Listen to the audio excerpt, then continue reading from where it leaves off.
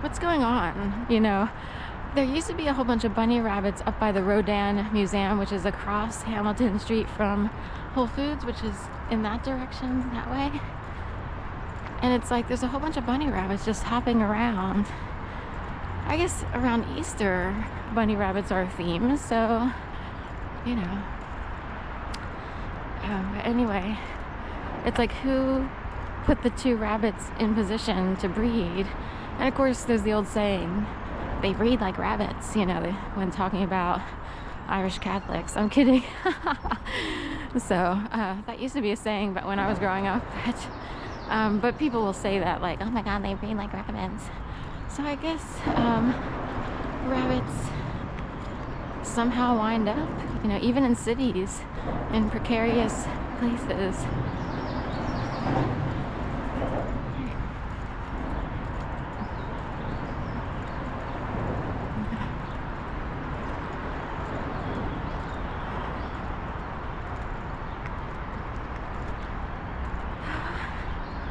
Nice morning walk, getting some exercise in before the streets get loaded up. So this is probably considered a major travel day. People returning from any place that they've gone, and in the city I'm sure it'll be jam-packed with just people walking around. It looks like we'll have really good weather based on this morning's skies and sun.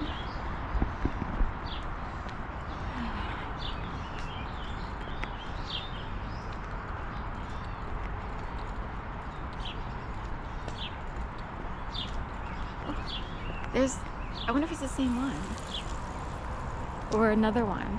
He would have had to pop out. Here's an opening down here. Oh, he's trying to figure out an opening. He knows where they are. Hey, sweetie. They can squeeze right through that is amazing. They can squeeze right through next to the pole. So it's either the same one and he hopped out, hopped back in. He looks exactly like the other one. Brown with a little cottontail. Or,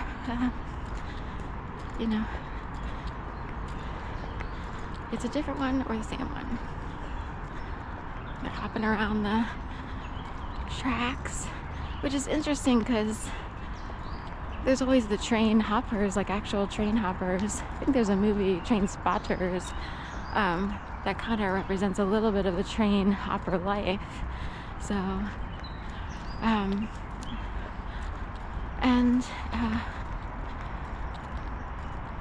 that was there goes another one.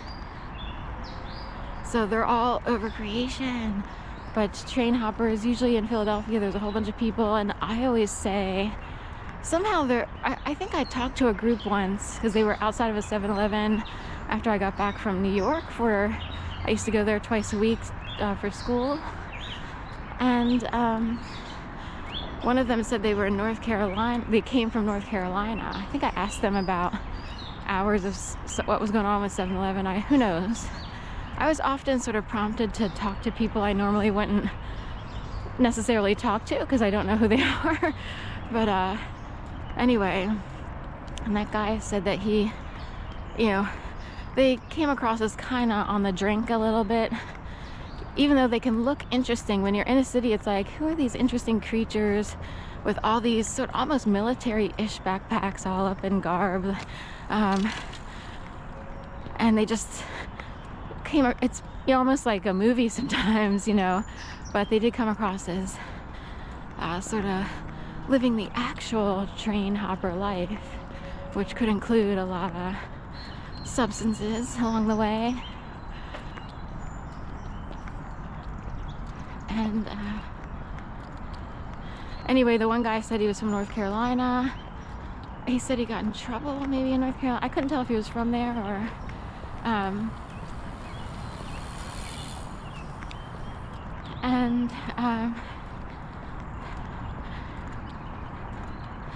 anyway, if you get in trouble, North Carolina is not the best place. I see North Carolina as a very right-wing state. Blackwater, which is now named something else like Demi, or it might have a totally different name at this point, like Monarch or something, owned by Eric Prince. They operate out of and train people out of North Carolina. But he's allowed to do that. He's a private, some people will call that a private mercenary army. And they can do things outside of the regulations of the military. Now here's two squirrels that look like they're gonna cross, or they're playing in the lawn over here. And there's the sunrise over there. I can barely see it. So we have, so anyway, North Carolina would allow for it. They have the land, and also or broad-based budding. Anyway, at Blackwater, I actually read part of a book called Blackwater by Jeremy Scahill.